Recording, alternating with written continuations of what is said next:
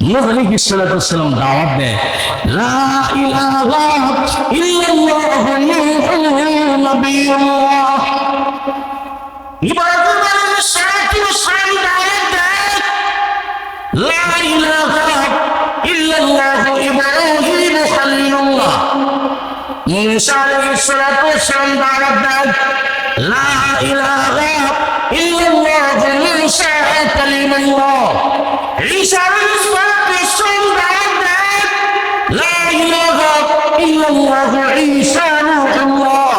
নবী নবী মুহাম্মদুর রাসূলুল্লাহ দাওয়াত দেয়, লা ইলাহা ইল্লাল্লাহু মুহাম্মাদুর রাসূলুল্লাহ সাল্লাল্লাহু আলাইহি ওয়াসাল্লাম। হে দুনিয়ার মুসলমান, সকল নবীগণের দাওয়াতের মিশন একটাই, লা ইলাহা বিজামালিহি হাসানাত জামিউ খিসালিহি সাল্লু আলাইহি।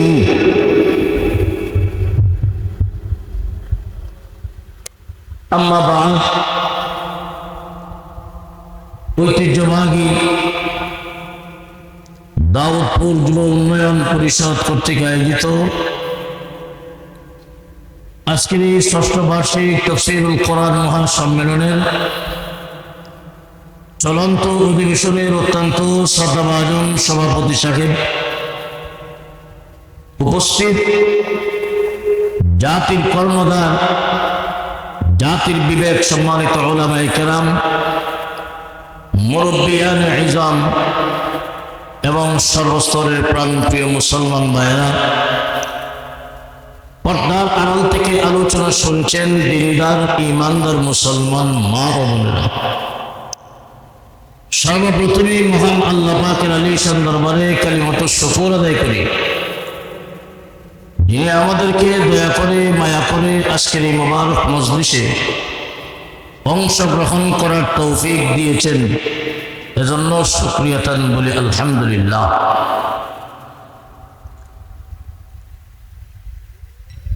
বিয়াদব হাজিরিন, আমরা যারাই অংশগ্রহণ করতে পেরেছি এতে খুশি না বেজার? আর একটু আওয়াজ দিয়ে করুন। আপনি আমার মতো অনেক মানুষ এখনো বিভিন্ন নিষিদ্ধ কাজে, নাফরমানিতে, গুনার কাজে লিপ্ত আছে না নাই? অনেক মানুষ আটে ঘাটে, বাজারে, দোকানে, বাসা বাড়িতে বিভিন্ন গুনার কাজে লিপ্ত। আল্লাহ পাক রব্বুল আলামিন আমাদেরকে যাবতীয় গুনার কাজ থেকে মুক্ত করে এমন একটি মজলিসে, এমন একটি সামিয়ানার নিচে অংশগ্রহণ করার তৌফিক দিয়েছেন, যেই সামিয়ানার নিচে অংশগ্রহণ করার সাথে সাথে মহান আল্লাহ জিন্দেগীর সমস্ত সগীরা গুনাহ মাফ করে দেয়। এই মজলিসের দাম কম না বেশি? দুনিয়ার কোনো মানুষ ইচ্ছা করলে এইরকম সামিয়ানার নিচে বসতে পারবে না, ঠিক না? ঠিক। আপনি আমার মতো বহু মানুষ কয়েকদিন আগ থেকে নিয়ত করে রেখেছিল আজকের মাহফিলে থাকবে, কিন্তু কপালে নাই। এমন আছে না নাই? এখানে অনেক মানুষ এমন আছেন আপনি নিজেও জানেন না, আপনার কোনো ইচ্ছাও ছিল না আজকে যে আসবেন, কিন্তু মহান আল্লাহ আপনাকে আসার মতো তৌফিক দিয়েছেন। এমন কিছু মানুষ আছে না নাই? তখন বোঝা যায় এইরকম সামিয়ানার নিচে আসা এবং বসা কারো ইচ্ছার ভিতরে নয়।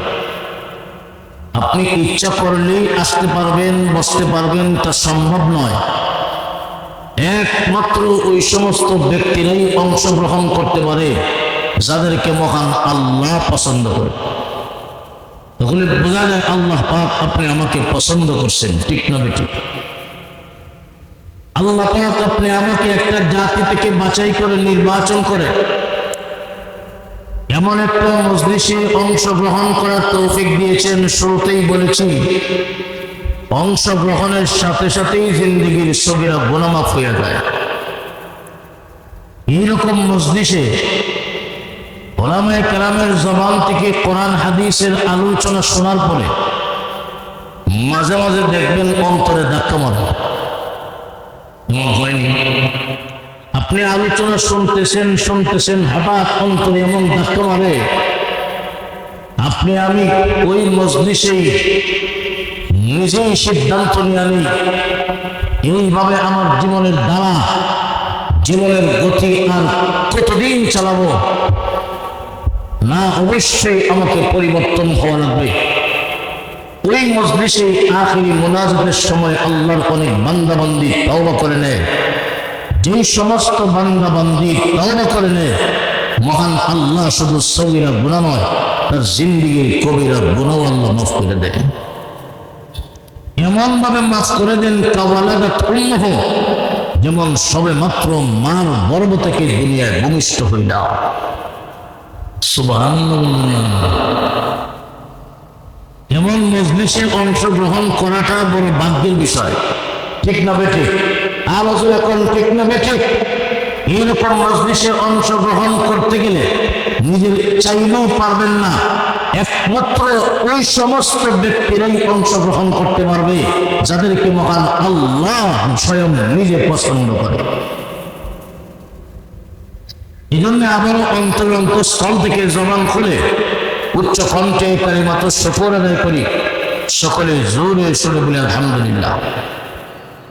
আলোচনা শুরু করার আগে ছোট্ট একটা আবদার থাকবে আপনাদের কাছে, একটু মেহেরবানি করে পিছনের বায়া যদি সামনের দিকে একটু আগায় যান, ফাঁক জায়গাটা বন্ধ করেন, আলোচনার পরিবেশটা সুন্দর করেন। মাশাআল্লাহ, কথা বলার সাথে সাথেই আমল করতেছেন। আল্লাহ পাক আপনাদেরকে দুনিয়া এবং আখিরাতে উত্তম বদলা দান করুন, সকলে বলুন আমিন। ইয়া নাযিরিন, আমি আপনাদের সামনে পবিত্র কোরআন শরীফের সূরাতুল বাকারার 21 নম্বর আয়াতে কারিমা তিলাওয়াত করছি। হুজুর পাক সাল্লাল্লাহু আলাইহি ওয়াসাল্লামের পবিত্র জবান থেকে নির্গত ছোট্ট একটা হাদিসে কারিমা পাঠ করছি। আল্লাহ পাক আমার তিলাওয়াতকৃত আয়াতে দুনিয়ার মানুষদেরকে আদেশ দিয়েছেন, হে দুনিয়াবাসী, হে দুনিয়ার মানুষেরা, উবুদু রাব্বাকুম, তোমরা তোমাদের রবের বন্দেগী করো। আমাদের রবকে, আরো জোরে কোন আমাদের রবকে, তোমরা তোমাদের রবের বন্দেগী করো। আল্লাযী খালাকাকুম, যিনি তোমাদেরকে বানাইছেন, ওয়াল্লাযীনা মিন ক্বাবলিকুম, যিনি তোমাদের পূর্বপুরুষ, তোমাদের বাপ দাদাকেও যিনি বানাইছেন, ওই রবের বন্দেগী তোমরা করো। করলে কি হবে? আল্লাহ বলেন লাআল্লাকুম তাত্তাকুন, তবেই তোমরা মুত্তাকী হইতে পারবে। আল্লাহ পাক রব্বুল আলামিন আমাদের রব, আমাদের মালিক, तमाम जगतेर पालने वाला रब्बुल आलामीन। আমরা দুনিয়াতে আমাদের রব স্বীকার করি কথা ঠিক, মুখে দাবি করি কথা ঠিক, কিন্তু কাজে বাস্তবায়ন করতে পারি না, ঠিক না ঠিক? মানুষ দুনিয়াতে আসার আগে আল্লাহ পাক দুনিয়ার মানুষকে রবের শিক্ষা দিয়েছেন। দুনিয়াতে আসার আগে আমরা আমাদের রব চিনেছি।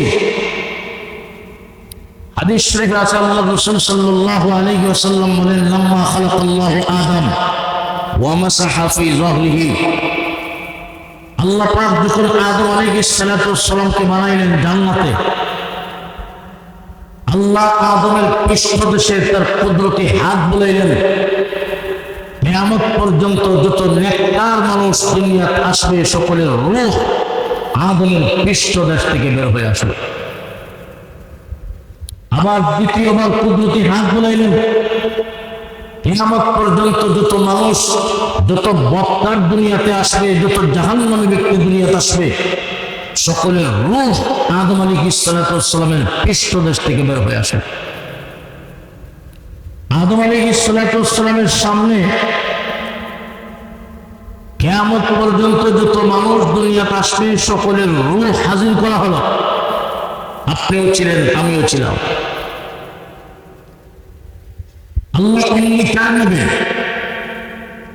আদম আলাইহিস সালাতু ওয়াস সালাম দেখতেছেন একটা রূহ, একটা সন্তান, একটা মানুষ, তার দুই চোখের মাঝখানে নূর চমকাচ্ছে। আদম আলাইহিস সালাম জিজ্ঞাসা করলেন, আল্লাহ এটা কে? আল্লাহ জবাব দিলেন, এটা তোমার সন্তান পয়গম্বর দাউদ আলাইহিস সালাম। আদম আলাইহিস সালাম জিজ্ঞাসা করলেন, আল্লাহ আমার সন্তান দাউদ তার বয়স কত হবে? আল্লাহ বলেন 60 বছর। কত বছর? আদম আলাইহিস সালাম বলেন, আল্লাহ আমার সন্তান দাউদকে আমার বয়স থেকে 40 পুরায়া 100 মিল করে দেন। আল্লাহ বলেন মনজুর। আদম আলাইহিস সালামকে আল্লাহ 1000 বয়স দিয়েছিলেন। কত বছর? 40 দিয়া দিচ্ছেন রূহের জগতে পয়গম্বর দাউদ আলাইহিস সালামকে। রইল কত? 1000 থেকে 40 বাদ দিলে কত? কত? 960 বছর বয়সে আজরাইল ফেরেশতা হাজির হয়েছেন।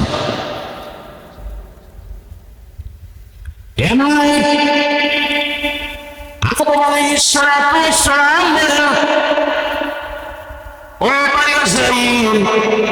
আমার তো এখনো যাওয়ার সময় হয় নাই, আরো 40 বছর বাকি আছে।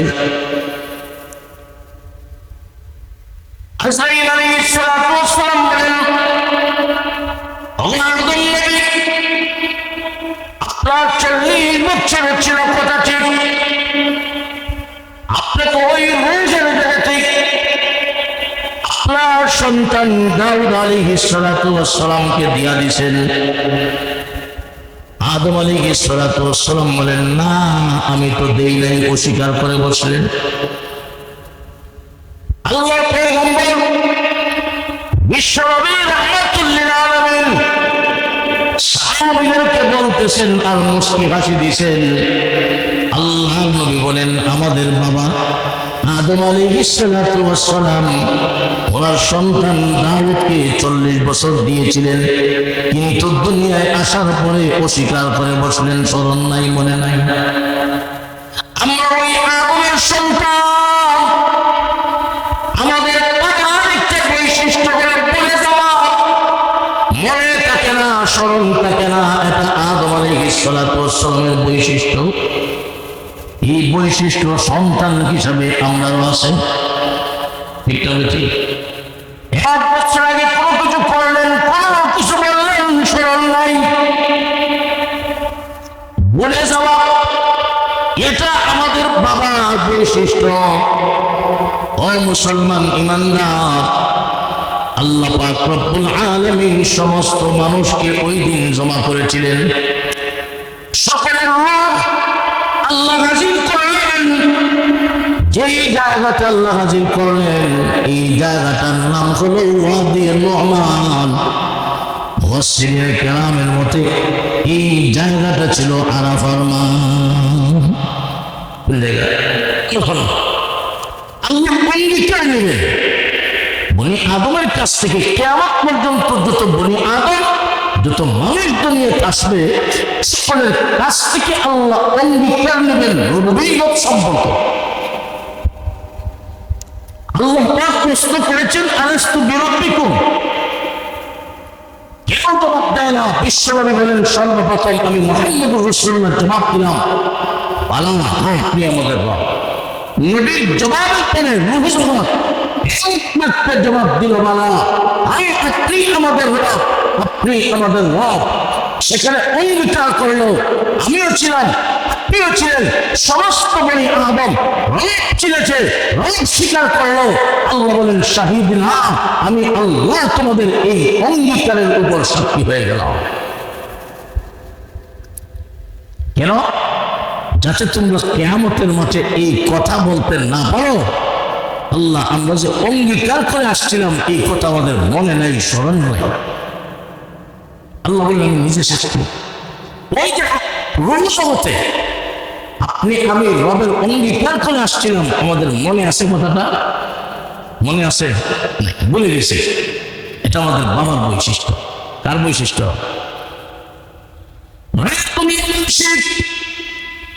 এই পৃথিবীতে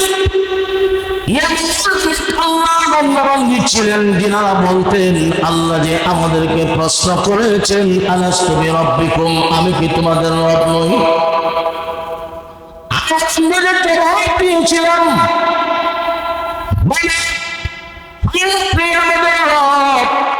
আল্লাহ প্রশ্ন করেছেন আর আমরা জবাব দিয়েছিলাম। এই আওয়াজ এখনো আমার কানে শোনা যায়। সুবহানাল্লাহ। হযরত জুন্নুল মিসরি রাহমাতুল্লাহ উনি বলতেন রূহের জগতে আল্লাহ যে প্রশ্ন করেছেন আর আমরা যে জবাব দিয়েছি, এই আওয়াজ এখনো আমার কানে শোনা যায়, আমার কানে বাজে। দুনিয়ার মুসলমান ইমানদার বনি আদমের সন্তান হিসাবে বলে গেছি এটা আমাদের বাবার বৈশিষ্ট্য। দুনিয়ায় এসে আমরা কথা মানি না, দুনিয়ায় আসার পরে এক আল্লাহ চিনি না, অথচ দুনিয়ায় আসার আগেই মহান আল্লাহ বনি আদমকে রবের পরিচয় দিয়ে দিয়েছেন। ঠিক না বেটি? দুনিয়ার মানুষ ভুলে যায় এই আল্লাহ রব্বুল আলামিন দুনিয়ার ভুলে যাওয়া মানুষদেরকে স্মরণ করে দেওয়ার জন্য আল্লাহ যুগে যুগে লক্ষাধিক নবী রাসূল দুনিয়াত পাঠাইছেন। সকলের দাওয়াতের মিশন একটাই, লা ইলাহা ইল্লাল্লাহ। সব পরিবার দুনিয়া আসার পরে রবের পরিচয় দিয়েছেন, হে দুনিয়ার মানুষেরা তোমাদের রব কিন্তু একজন, তিনি হলেন আল্লাহ। যে রবের শিক্ষাটা আল্লাহ বহু জগতে দিয়েছেন। ঠিক না বেটি? মুসলমান ইমানদার নবুয়তের তারা শুরু বাবা আদম আলাইহিস সালাম থেকে শেষ হয় পয়গম্বর বিশ্ব নবী রাহমাতুল লিল আলামিন মুহাম্মদুর রাসূলুল্লাহ সাল্লাল্লাহু আলাইহি ওয়াসাল্লামের মাধ্যমে সকল নবীগণ ওই রূহের জগতের অঙ্গীকারের কথাটা দুনিয়ার মানুষকে স্মরণ করায় দিতেছেন। কিন্তু আমাদের নবী যেহেতু শেষ নবী, কিয়ামত পর্যন্ত কোন নবী নবুয়ত নিয়ে দুনিয়াতে আসবে না। কিন্তু দুনিয়ার মানুষ জন্মগ্রহণ করে মানে আদম দুনিয়াতে আসবে, কিন্তু নবী তো আর আসবে না। নবী আসবে না কিন্তু মানুষ আসবে। মানুষ তো অঙ্গীকারের কথা বলে যাবে। ওই দুনিয়ার নতুন মানুষদেরকে স্মরণ করা দেওয়ার জন্য মহান আল্লাহ অঙ্গীকারের কথাটা কোরআনের আয়াত বানায়া বিশ্ব নবীর কাছে নাযিল করছে। রসূল কন্যা সুবহানাল্লাহ। সব নবীগণ দুনিয়ার আয়াত তাদের উম্মতদেরকে ওই অঙ্গীকারের কথাটা স্মরণ করে দিয়েছেন। হে দুনিয়াবাসী, তোমাদের রব একজন, তিনি আল্লাহ। সেই যেই রবের অঙ্গীকার তোমরা করেছো, রূহের জগতে সকল নবীগণ দুনিয়ার মানুষকে রবের পরিচয় দিয়ে দিয়েছে। ঠিক না বেটি? কিন্তু নবী তো আর আসবেন না, দুনিয়ার মানুষ আসবে। এদেরকে ওই কথাটা কে স্মরণ করায় দিবে? আল্লাহ রব্বুল আলামিন স্মরণ করায় দেওয়ার একটা ব্যবস্থা করছেন।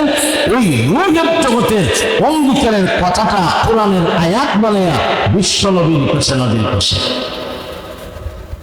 যেই বিশ্ব নবীর নবুয়ত কিয়ামত পর্যন্ত চলবে। ঠিক না বেটি? যেই নবীর কাছে আল্লাহ কিতাব নাযিল করেছেন মহাগ্রন্থ কোরআন, এই কোরআন যদিও 1450 বছর আগে আল্লাহ নাযিল করেছেন, এই কোরআন এখনো আছে, কিয়ামত পর্যন্ত কোরআনের বিধান চলবে। যখন ঠিক না বেটি? কিয়ামত পর্যন্ত আল্লাহর সকল বনি আদমের নবী, সমস্ত মানুষের নবী, সমস্ত জিন্নাতের নবী, तमाम কুলকায়নাতের নবী, এই কোরআন কিয়ামত পর্যন্ত কোরআনের বিধান চলবে। যখন ঠিক না বেটি? আমাদের নবীর নবুয়ত কিয়ামত পর্যন্ত। ওই নবীর আলেমগণ যারা, উলামায়ে কেরাম যারা, উলামায়ে কেরাম তাদের জিম্মেদারিতে কিয়ামত পর্যন্ত নবীওয়ালা কাজের দায়িত্ব পালন করবে। বললেন সুবহানাল্লাহ। নবী আসবেন কথা ঠিক, কিন্তু নবীওয়ালা কাজ চলবে। কিন্তু নবীওয়ালা কাজ চলবে। কে চলবে? জিম্মেদারি দিয়ে গেছেন নম্বর জিম্মেদারি দিয়ে গেছেন এই উম্মতের উলামায়ে কেরামের হাতে। উলামায়ে কাজ চলবে, জিম্মেদারি গ্রহণ করবে এই উম্মতের উলামায়ে কেরাম। সাধারণ মুসলমান থাকবে উলামায়ে কেরামের সাথে। যতই ঠিক না বেঠে এই জিম্মেদারি দিয়ে গেছেন কে? পয়গম্বর বিশ্ব নবী মুহাম্মদুর রাসূলুল্লাহ। আলেমগণ যারা, তারা নবীওয়ালা কাজ কিয়ামত পর্যন্ত চালিয়ে যাবেন, জিম্মেদারি গ্রহণ করবেন। নবীর রেখে যাওয়া শরীয়ত, নবীর রেখে যাওয়া শরীয়ত এই উম্মতের কাছে আমানত। শরীয়ত নামক গাড়ি ড্রাইভার, শরীয়ত নামক গাড়ি, এই গাড়ির ড্রাইভারি করবেন আলেমগণ, উলামায়ে কেরাম, যাদের কাছে ইলমে ওহীর জ্ঞান আছে। সব জ্ঞানী শরীয়ত নামক গাড়ির ড্রাইভারি করতে পারবে না, ঠিক না? কোরআন হাদিসের জ্ঞান যার মাঝে আছে ওনাকে শরীয়তের পরিভাষায় আলেম বলা হয়। আর আলেম যথায় তথায় হয় না। সব জায়গায় কি আলেম হয়? কথা বলে না, আলেম যথায় তথায় হয় না। কারণ ইলমে ওহীর জ্ঞান সকল শিক্ষা প্রতিষ্ঠানে পাওয়া যায় না, ঠিক না? আপনি স্কুলে খাইবেন কোরআন হাদিসের শিক্ষা, আরো জোরে না,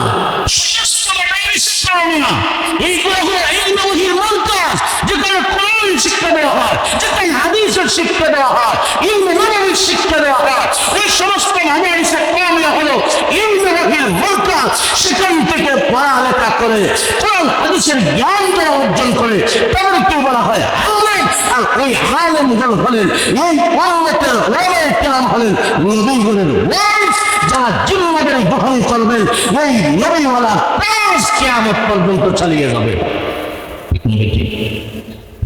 সাধারণ মুসলমান থাকবে আলেমদের সাথে।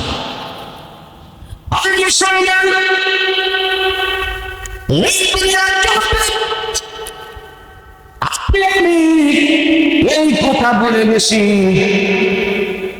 রূহের জগতে আমার আল্লাহ, আমার রব, এই কথা আমি স্বীকার করলাম, অঙ্গীকার করে আসছি। এই কথা আমি বলে গেছি দুনিয়ার মানুষদেরকে স্মরণ করা দেওয়ার জন্য আল্লাহ কোরআনের আয়াত বিশ্ব নবীর কাছে আয়াত বানায় নাযিল করেন। কিয়ামত পর্যন্ত নবীর ওয়ারিস উলামায়ে কেরাম সাধারণ মুসলমানদেরকে কোরআনের ওই আয়াত তেলাওয়াত করে করে শোনায়া দিবেন। কিয়ামত পর্যন্ত নবীর কাজ উলামায়ে কেরাম কোরআনের ওই আয়াত সাধারণ মুসলমানদের কাছে তেলাওয়াত করে শোনায়া দিবেন। ও দুনিয়াবাসী, তোমাদের রব কিন্তু একজন, যেই রবের অঙ্গীকার তোমরা করে আসছিলে রূহের জগতে। উলামায়ে কেরাম তোমাদেরকে এই কথাটা স্মরণ করে দিবেন। কিয়ামত পর্যন্ত আল্লাহর কোরআন থাকবে, কিয়ামত পর্যন্ত উলামায়ে কেরাম অঙ্গীকারের দাওয়াত, অঙ্গীকারের কথা দুনিয়ার মানুষকে শোনায়া দিবে। ঠিক না বেটি? নবী আসবে না, কিন্তু নবী আসেও কোরআনের ওই আয়াত নবীর ওয়ারিস উলামায়ে কেরামগণ দুনিয়ার মানুষদেরকে শোনায়া দিবেন, দুনিয়ার মানুষদেরকে বুঝাই দিবেন, হে দুনিয়াবাসী, তোমাদের রব কয়জন?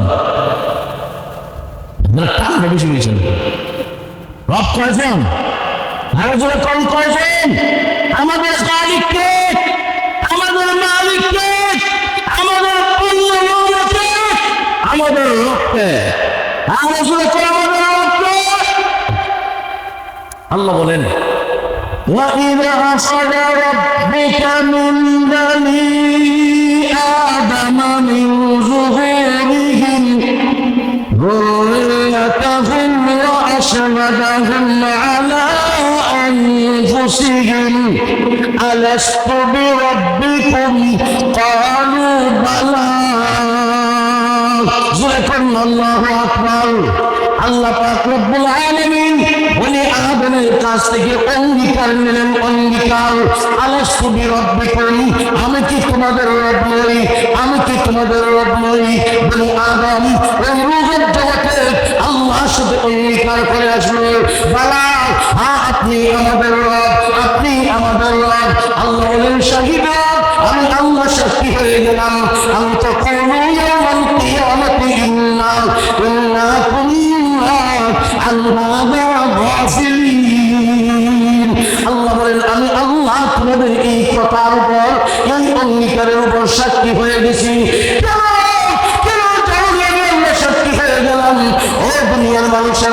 যাতে কিয়ামতের কঠিন ময়দানে এই কথা বলতে না পারে। আল্লাহ আমাদের অঙ্গীকার করে আসছি, এই কথা আমাদের স্মরণ নাই, আমাদের মনে নাই, এই কথা যেন বলতে না পারে। তাই আমি আল্লাহ তোমাদের অঙ্গীকারের উপরে সাক্ষী হয়ে গেছি। আমরা যে আল্লাহকে মানছি, রব স্বীকার করলাম, এই কথাটা যদিও আমাদের স্মরণ নাই, আল্লাহ সাক্ষী আছেন, ঠিক না বেটি? আরো যেন কম তাহলে দুনিয়ার মানুষ আসার আগেই তার মালিক ছিল, ঠিক না বেটি? নবীজি বলছেন একটা মানুষ যখন দুনিয়ার জন্ম হয়, সে কোন কাফেরের ঘরে যদি জন্ম হয় তবে সে মুমিন হয়ে দুনিয়ার জন্মগ্রহণ করে। قال النبي صلى الله عليه وسلم كل مولود يولد على الفطرة فأبواه يهودانه أو ينصرانه أو يمجسانه أو كما قال عليه الصلاة والسلام الله বলেন হে উম্মত প্রত্যেকটা নবজাত প্রত্যেকটা শিশু এই দুনিয়ার জন্মগ্রহণ করে ফিতরতের উপর, তাওহীদের উপর, একত্ববাদের উপর فأبواه يهودانه أو ينصرانه أو يمجسانه। তার মা বাবা তাকে ইহুদি বানায়, তার মা বাবা তাকে খ্রিস্টান বানায়, তার মা বাবা তাকে অগ্নি পূজক বানায়, কিন্তু শিশুরা জন্মগ্রহণ করে ফিতরতের উপর, তাওহীদের উপর, একত্ববাদের উপর জন্মগ্রহণ করে। এখানে একটা প্রশ্ন হতে পারে, কোন হিন্দুর সন্তান, কোন কাফেরের সন্তান দুনিয়ায় ভূমিষ্ঠ হয় মুমিন হইয়া, ওই সন্তানটা যদি নাবালেগ অবস্থায় মারা যায় তাহলে জান্নাতেই হবে না জাহান্নামে হবে? এখানে একটা প্রশ্ন জাগে কিনা? যেহেতু নবীজি বলছেন সব সন্তান দুনিয়ায় জন্মগ্রহণ করে মুমিন হইয়া, তাহলে নাবালেগ অবস্থায় যদি মারা যায় কাফেরের সন্তান জান্নাতি হবে না জাহান্নামী হবে? এখানে একটা প্রশ্ন, সেই প্রশ্নের জবাব ওই হিন্দু লোকের সন্তানটা, ওই কাফেরের সন্তানটা দুনিয়ার যদি বেঁচে থাকতো, প্রাপ্ত বয়স্ক হইতো, তাহলে সে ইসলাম গ্রহণ করত কি করতো না দুনিয়ার কেউ না জানলেও একজন জানেন তিনি কে। আরো জনে কম আলিমুল গায়ব কে? গায়বের খবর জানেন কে? আরো জনে দুনিয়াবাসী আল্লাহ বলেন আলিমুল গায়ব, গায়বের খবর জানেন। আল্লাহ ছাড়া এই দুনিয়ার কেউ গায়বের খবর জানে না। ইলমে গায়ব একমাত্র জানেন কে? নবীও জানে না, ঠিক না বেঠিক? সবাই একমাত্র নবী গায়ব জানেন? একমাত্র জানেন মহান মাওলা করিম। এটা হলো আমার আল্লাহর একটা গুণ। এই বৈশিষ্ট্য আর কারো নাই, একমাত্র কার? মুসলমান ইমানদার ওই সন্তানটা প্রাপ্তবয়স্ক হওয়ার পরে যদি ইসলাম গ্রহণ করতে দুনিয়ার কেউ না জানলে আমার আল্লাহ জানেন, আমার আল্লাহর ইলমে যদি তাকে, আল্লাহ জানা যদি তাকে, ওই সন্তানটা মুসলমান হইতো তাহলে তার ফয়সালা জান্নাত। আর যদি দেখা যায় আমার আল্লাহর ইলমে যদি তাকে না, সে তার বাপ দাদার ধর্মের উপরেই থেকে যাবে, সে কুফরি অবলম্বন করবে, মুসলমান হবে না, তাহলে তার ঠিকানা জাহান্নাম। কিন্তু সন্তানটা জন্মগ্রহণ করে ফিতরতের উপর, তাওহীদের উপর, কেননা দুনিয়ার মানুষ আসার আগেই রূহের জগতে দুনিয়ার মানুষকে মহান আল্লাহ রবের পরিচয় দিয়ে দিছে। আবু হানিফা নু'মান ইবনে সাবিত, আমাদের মাযহাবের ইমাম আবু হানিফা রাহমাতুল্লাহ আলাইহি বলেন, আল্লাহ পাক যদি দুনিয়ায় কোনো নবী রাসূল নাও পাঠাইতেন তাহলে দুনিয়ার মানুষের উপর ওয়াজিব হতো আসমান দেখে দেখে, চন্দ্র সূর্য দেখে দেখে ইয়ার উপর ভরসা করে এক আল্লাহর উপর ঈমান গ্রহণ করা ওয়াজিব হতো।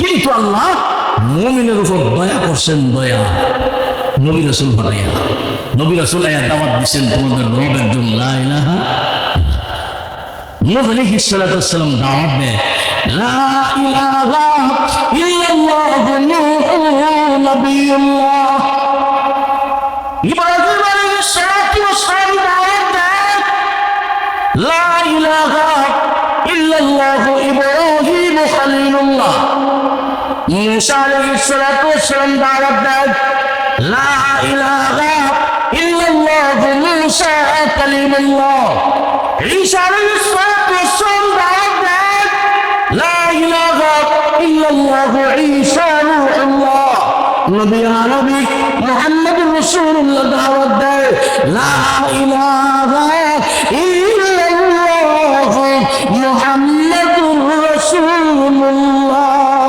সাল্লাল্লাহু আলাইহি ওয়াসাল্লাম।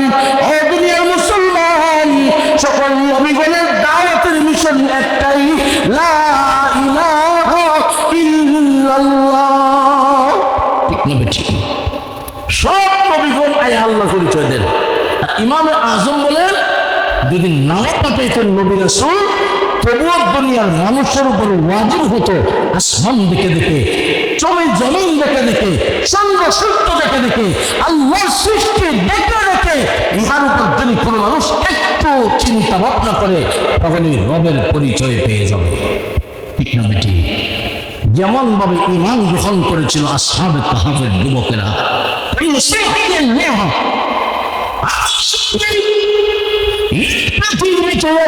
একজন যুবক ছিল যাদের কাছে কোনো নবী যায় নাই, যাদের কাছে কোনো দায়ী যায় নাই, কোনো মানুষকে কালমার দাওয়াত দেয় নাই। এমন কয়েকজন যুবক এই পৃথিবীতে ছিলেন যাদেরকে আসহাবে কাহফ, গুহাবাসী আসহাবে কাহফের যুবক বলা হয়। ওই সমস্ত যুবকের কাছে কোনো নবী রাসূল যায় নাই, কোনো দিনের দায়ী যায় নাই। ওই সমস্ত যুবকেরা আসমান দেখে দেখে, চন্দ্র সূর্য দেখে দেখে ইহার উপর গবেষণা করে, চিন্তা ভাবনা করে এই সিদ্ধান্ত নিয়ে নিল আমাদের রব মূর্তি হতে পারে না, মূর্তি আমাদের মাবুদ হতে পারে না, কোন গাছ আমাদের মাবুদ হতে পারে না, নিশ্চয় আমাদের মাবুদ হলেন একজন। তারা বলেন লা ইলাহা ইল্লাল্লাহ ঈসা রূহুল্লাহ। জোরে পড়ুন আল্লাহু আকবার।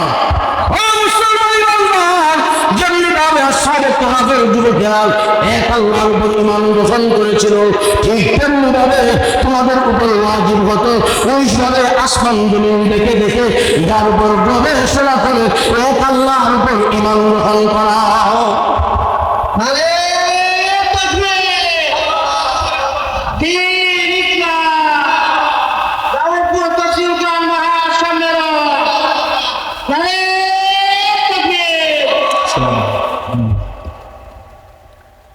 কিন্তু আল্লাহ পাক মুমিনের উপর দয়া করছেন, দয়া নবী রাসূল ফাটাইয়া। নবী রাসূল নাও ফাটাইলে ওয়াজিব হইতো কেন? মানুষ দুনিয়ার আসার আগেই রবের পরিচয় ভিতরে ভিতরে আসে না নাই? আরো জোরে কম। ভিতরে ভিতরে যে আসে, চিন্তা ভাবনা করলেই বের হবে। তাই নবীজি হাদিস শরীফের মাঝে বলেন, কালেন নবী সাল্লাল্লাহু আলাইহি ওয়াসাল্লাম তাফাক্কারু ফি খালকিল্লাহ ওয়া লা তাতাফাক্কারু ফিল্লাহ। তোমরা আল্লাহর সৃষ্টির চিন্তা ভাবনা করো, তোমার মালিকের পরিচয় পেয়ে যাইবা। আর যদি আল্লাহকে নিয়ে চিন্তা ভাবনা করো, ঈমান হারা হওয়ার সম্ভাবনা আছে। যদি চিন্তা করো আল্লাহ কেমন, আল্লাহর গায়ের রং কেমন, হাত কেমন, হাও কেমন, চোখ কেমন, এগুলা নিয়ে যদি চিন্তা ভাবনা করো তাহলে ঈমান হারা হওয়ার সম্ভাবনা আছে। আল্লাহকে নিয়ে চিন্তা ভাবনা করিও না। আল্লাহকে নিয়ে চিন্তা ভাবনা তোমরা করিও না, আল্লাহর সৃষ্টি নিয়ে চিন্তা ভাবনা করো। আল্লাহ আসমান কেমনে বানাইলেন? বিনা খুঁটিতে। আল্লাহ সব কিছু হল আল্লাহর কুদরত। ডাইরেক্ট না দেখলেও ইনডাইরেক্ট আল্লাহ দেখা যায়। ঠিক না বেটি? দুনিয়ার চর্মচক্ষু দিয়ে আল্লাহ দেখবেন না, দুনিয়ার চর্মচক্ষু দিয়ে আল্লাহ দেখা যায় না। ডাইরেক্ট না দেখলেও ইনডাইরেক্ট আল্লাহকে দেখা যায়। কেমনে করতাম? আপনার জিন্দা না মুদ্রা? হ্যাঁ, জিন্দা। প্রমাণ কি? যে আমার ভিতরে রূহ আছে। যদি কেউ দেখছেন কোনোদিন, জবাব দিবেন না দেখছি না। রূহ দেখছেন কোনোদিন? কিন্তু বিশ্বাস করলেন কেন? যে আলামত আছে আমার ভিতরে, যতক্ষণ পর্যন্ত রূহ থাকবে আমি হাত নাড়াচাড়া করতে পারবো, যতক্ষণ পর্যন্ত রূহ থাকবে আমার শরীরে রক্ত চলাচল থাকবে, যতক্ষণ পর্যন্ত রূহ থাকবে আমি হাঁটা চলাফেরা কথাবার্তা সব কিছু করতে পারবো। ওই যে আলামত, ওই আলামত প্রমাণ করে আমার ভিতরে রূহ আছে। ইন্টারনেট নামক একটা বস্তু আছে না? ইন্টারনেট মুরব্বী যারা আছেন এরা হয়তো বুঝবেন না, কিন্তু যুবক যারা আছেন এরা তো বুঝবেন। ইন্টারনেট নামক একটা বস্তুর অস্তিত্ব আমাদের দেশে আছে না নাই? আরো জোরে কম। দেখছেন কোনোদিন? না, দেখেন না। ইন্টারনেট দেখা যায় না, কিন্তু আলামত আছে। ইন্টারনেট যদি চালু থাকে, ডাটা চালু হয়, ফেসবুক ইউটিউব ব্যবহার করা যায়। আর ইন্টারনেট যদি একটু সময়ের জন্য বন্ধ থাকে, ওই 5 আগস্টের আগে ইন্টারনেট যদি বন্ধ থাকে, ডাটা চালু হবে না, ফেসবুক ইউটিউব ব্যবহার করা যাবে না, ব্যাংকে অনলাইনে লেনদেন হবে না। তবে ইন্টারনেট নামক একটা বস্তু আছে, বিশ্বাস করি কেন? আলামত আছে। ঠিক না বেটি? দুনিয়ার চর্মচক্র দিয়ে আল্লাহ দেখা যায় না, কথা ঠিক, কিন্তু আলামত আছে। আলামত থেকে সূর্য পূর্ব দিক থেকে উদিত হয়, পশ্চিম দিকে অস্ত যায়, তারকা উদিত হয়, দিন যায়, দিনের পরে রাত। ওই যে বিশ্ব ব্রহ্মাণ্ড পরিচালিত হইতেছে, ওই যে একটা আলামত, এই আলামতে প্রমাণ করে নিশ্চয় নিশ্চয় পৃথিবীর পরিচালনা করেন একজন আছেন, তিনি বলেন আল্লাহ। আলামত আছে না নাই? তাহলে আল্লাহকে ডাইরেক্ট না দেখলেও ইনডাইরেক্ট দেখা যায়। ঠিক না বেঠি? মুসলমান, ওই রোগ দুনিয়ার আসার আগেই আমাদের ভিতরে রোগের শিক্ষা আছে। এই জন্য দেখবেন হিন্দু ও তার মুসলমানও যখন বিপদ হয়, অটোমেটিক মালিকের নাম মুখ থেকে বের হয়ে পড়ে। ঠিক না বেঠি?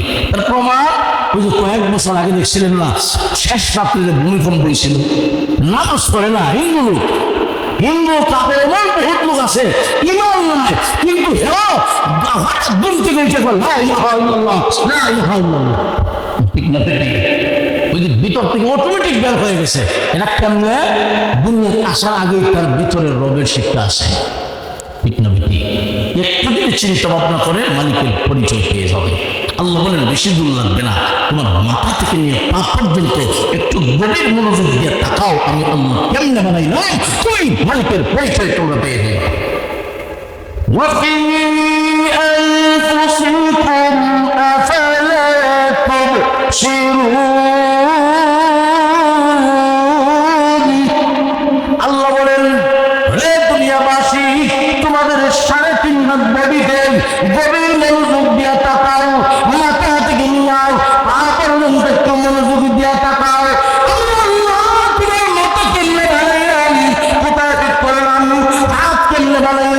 আমি আল্লাহ কত ক্ষুদ্রতি স্প্রিং দিলাম, কত দামি দামি জিনিস, কত কোটি টাকার সম্পদ আমি আল্লাহ তোমার 3.5 হাত বেবিতে দিলাম।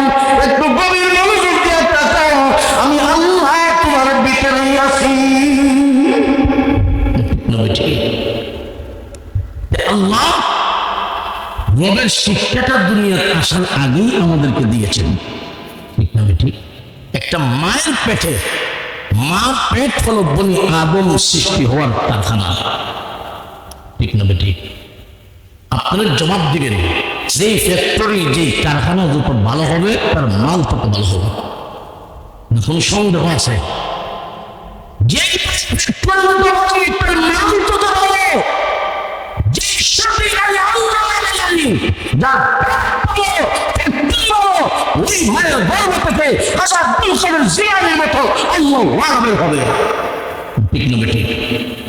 আর যদি ফ্যাক্টরি বানানো হয়,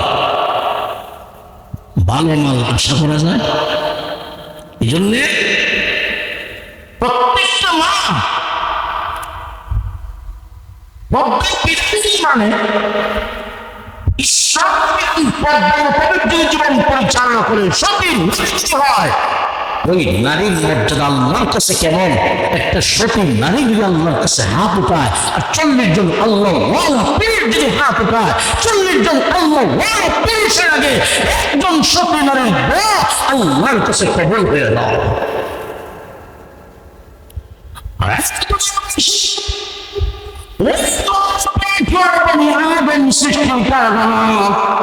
মালটা বসতে হবে কেমন মাল?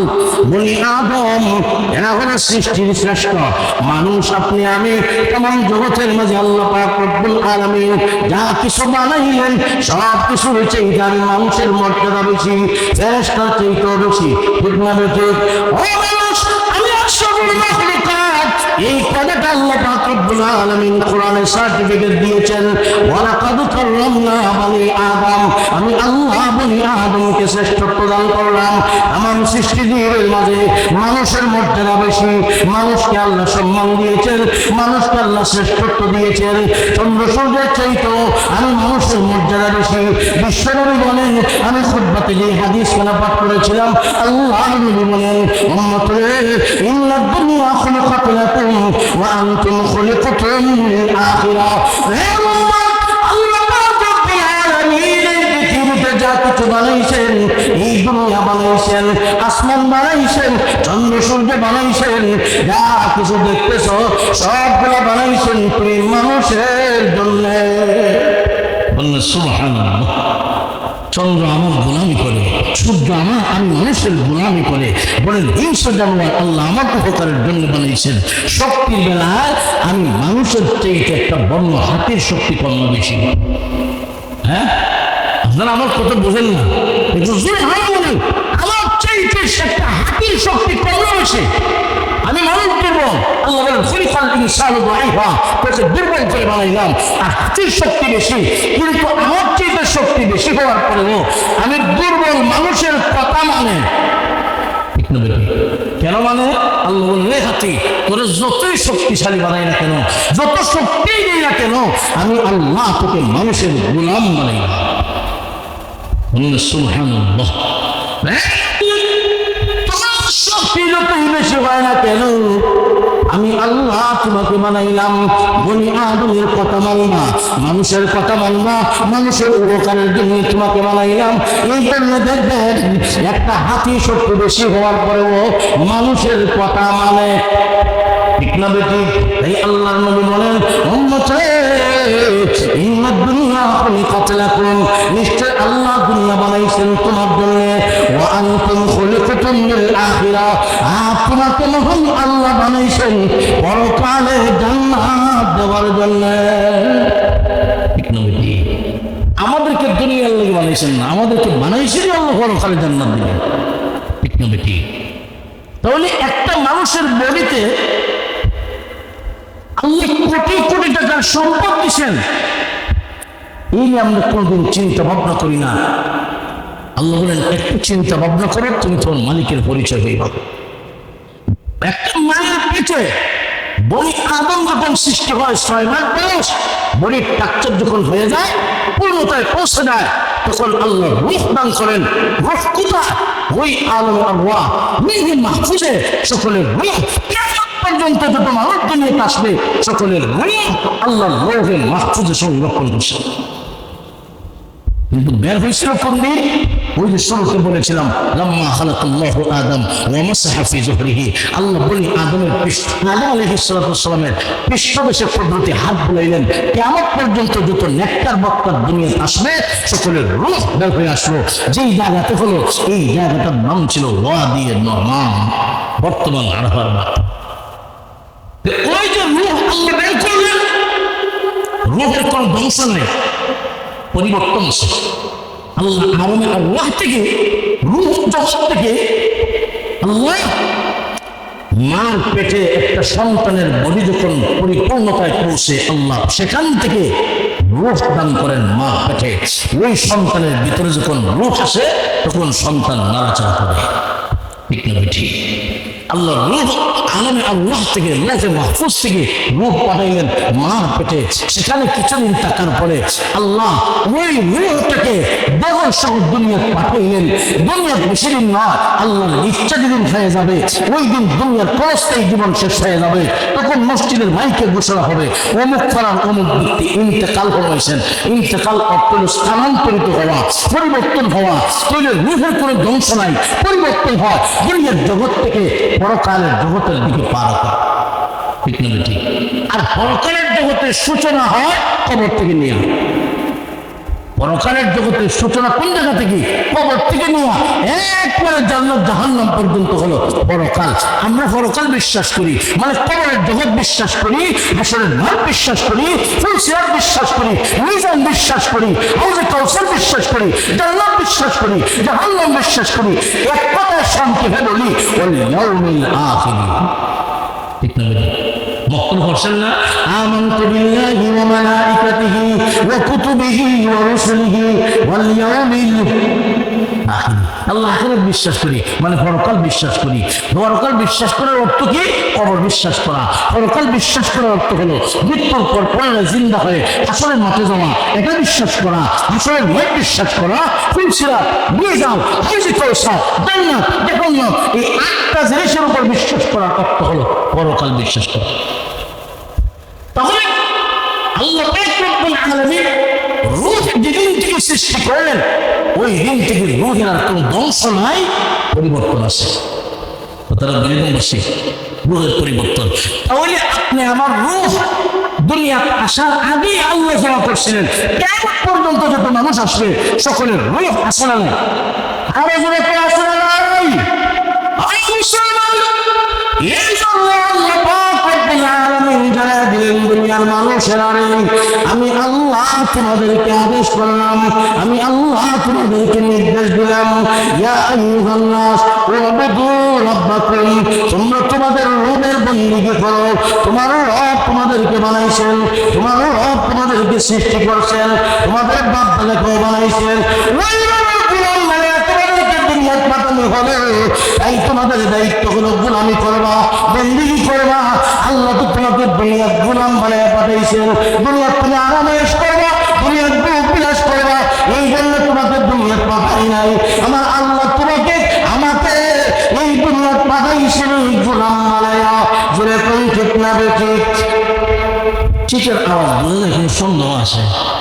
আরো জোরে। وما خلقت الجن والإنس إلا ليعبدون। আল্লাহ পাক রব্বুল আলামিন বলেন, আমি আল্লাহ তোমাদেরকে সৃষ্টি করলাম, তোমাদেরকে বানাইলাম লিয়াবুদুন, তোমরা আমার ইবাদত করবে, তোমরা আমার বন্দেগী করবে, তোমরা আমার গোলামি করবে।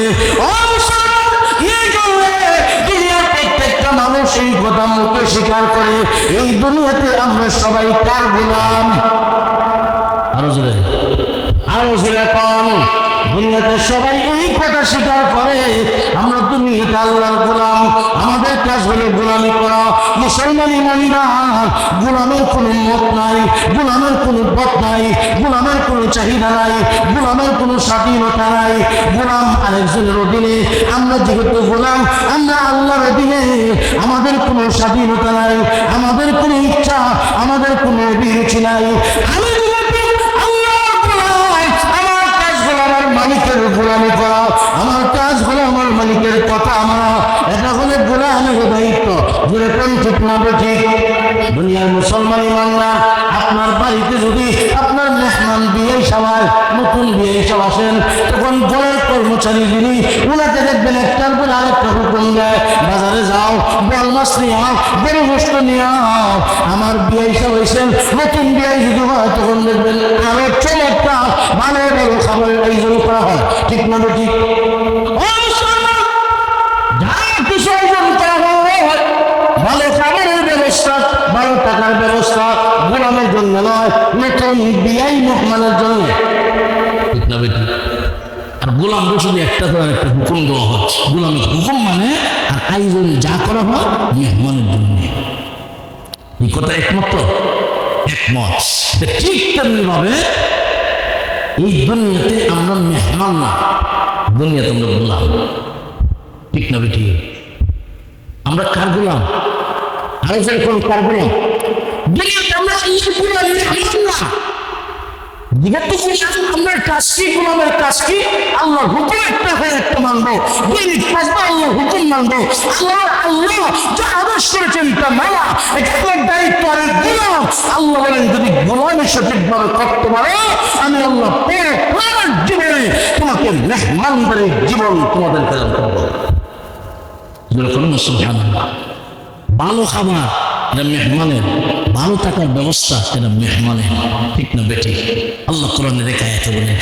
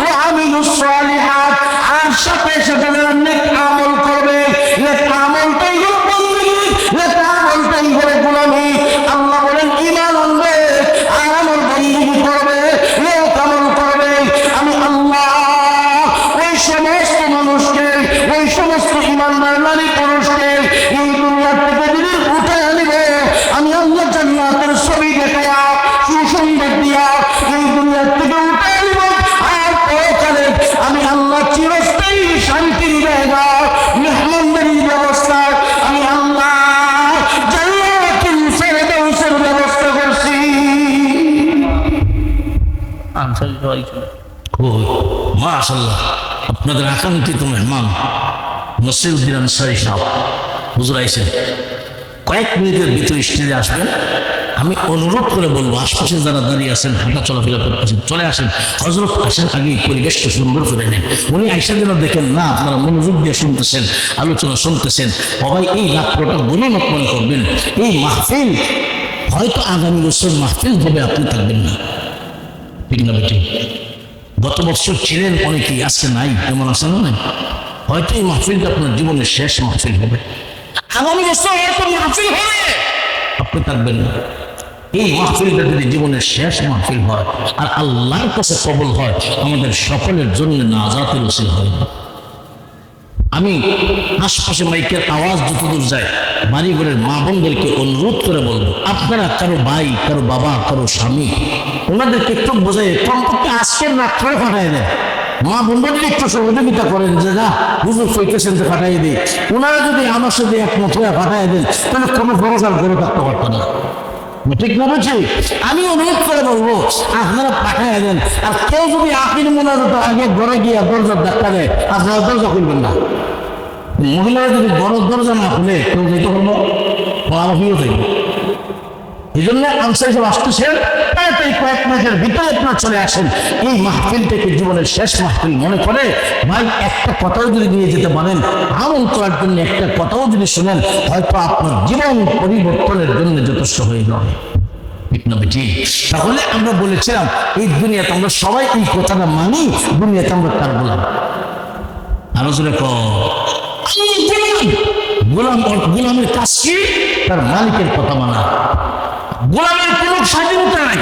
তুমি বাজারে যাইতেছ, আমি বাজারে যাচ্ছি, জমিনে যাচ্ছি, ব্যবসায় যাচ্ছি, এই সব মালিক ডাকবেন হাইয়া আলাস সালাহ, আসে নামাজের দিকে। তখন গোলামের জন্য উচিত আমি বাজারে পরে যাব, মালিক আমাকে ডাকতেছেন, আমার মালিকের কাজটা আগে করি নাই।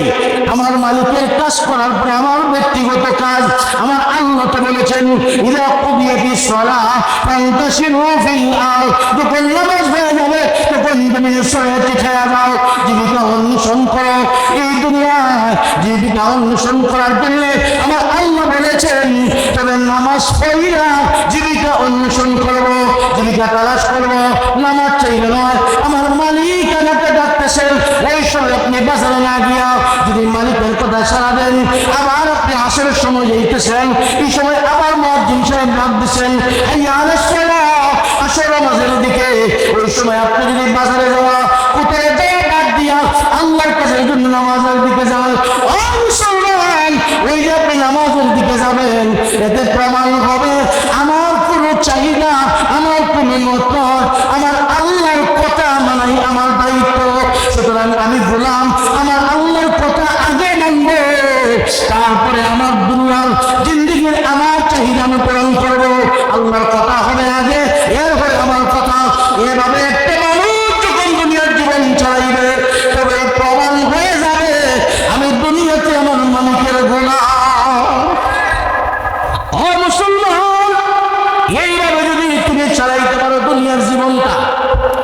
তাহলে দুনিয়ার জীবন তো একদিন শেষ হবে, চিরদিন থাকবেন না।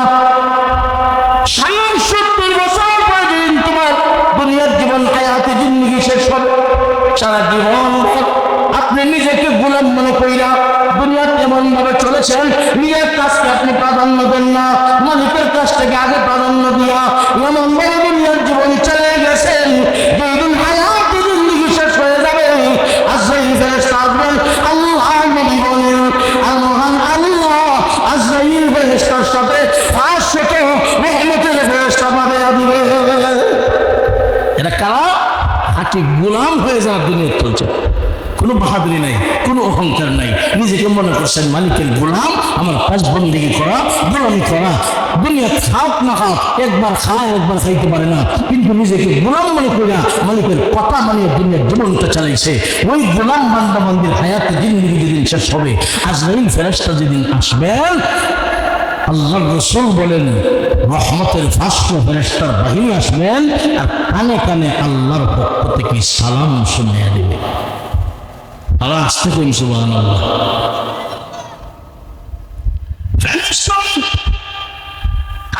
কাছে আল্লাহর পক্ষ থেকে সালাম শুনিয়ে দেবে, সালামুন কাওলাম মির রাব্বির রহিম। ও আল্লাহর বান্দা বান্দি, আল্লাহ তোমাকে সালাম দিয়েছেন।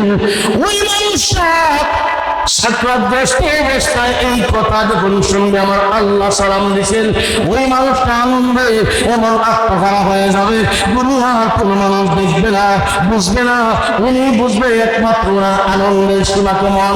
ও মুসলমান, ওই সময় শুধু আল্লাহ কোরআনের একটা আয়াত তেলাওয়াত করবে, ফেরেশতারা কানের কাছে আইসা আল্লাহর কোরআনের একটা আয়াত তেলাওয়াত করে শোনায়া দেবে, ইয়া আইয়ুহান নাফসুল মুতমাইন্নাহ ইরজিই ইলা রাব্বিকি রাদিয়াতাম মারদিয়া ফাদখুলি ফি ইবাদি ওয়াদখুলি জান্নাতি।